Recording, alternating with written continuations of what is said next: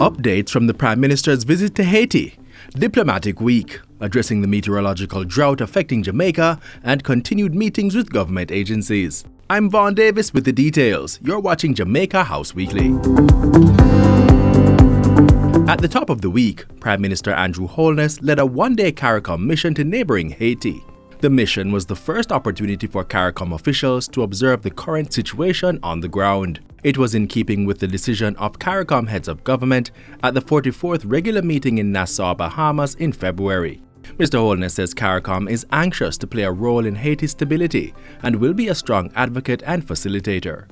Coming out of the visit, he says stakeholder groups expressed the urgency for national security and the need to safeguard the Haitian population from gangs. In addition, they are calling for organic democracy, institution building, structure, and organization. Tangible ways were discussed in which CARICOM, Canada, and other partners could assist with Haiti's security challenges, which were mainly attributed to major organized criminal activities or gangs.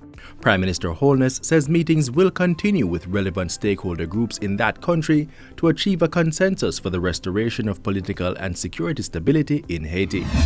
Back on home soil, Prime Minister Holness continued meetings with various agencies about government's policies, programs, achievements, and new implementations to come on stream for the 2023-24 financial year. The agencies include the Development Bank of Jamaica, Factories Corporation of Jamaica, the Urban Development Corporation, the Port Authority of Jamaica, the Meteorological Office, the National Spatial Data Division, the Housing Agency of Jamaica, and the National Social Housing Program.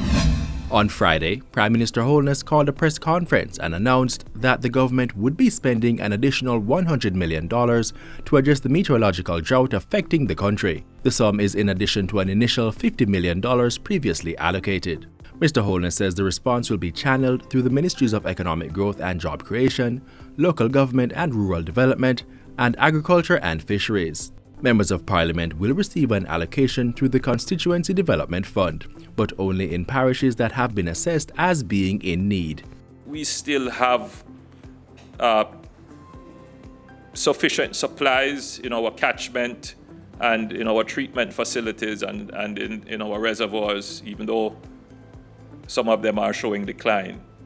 The utility areas, meaning the areas served largely by the NWC through metered water, they are not affected as badly as the rural areas. And so for this phase of our drought response, we're going to be focusing on the rural parishes, and we will be directing the funds by need. The Prime Minister assures that urban communities affected will also benefit from the allocation. He noted that additional trucks are being purchased by the NWC to increase the agency's capacity. The government is putting in more resources. The resources will be targeted to needs. Of course, if it worsens or lasts longer than we expect, then we will come back to the nation, explain a new strategy of how we will assist. According to the Meteorological Office, 11 parishes are affected by the drought. Prime Minister Holness is urging Jamaicans to support mitigation efforts by conserving on their use of water. Also on Friday, the Prime Minister was at the Ministry of Foreign Affairs and Foreign Trade for Diplomatic Week activities. The 5-day event was held under the theme Transcending Border, Strengthening Partnerships, Advancing Development. Mr. Holness updated the diaspora on several key areas of interest within the country and assured them that he recognized the importance of fostering international cooperation to achieve sustainable development. Reaffirming Jamaica's commitment to working with your countries to create an enabling environment in which our communities can thrive and prosper.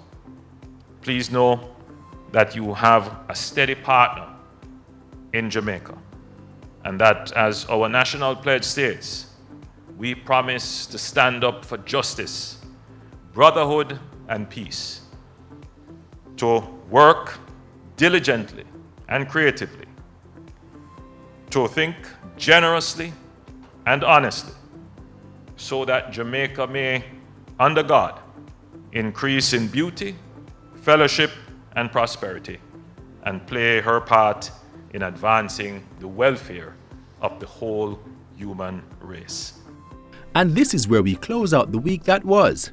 Join us next week for more of the news stories coming out of the Office of the Prime Minister.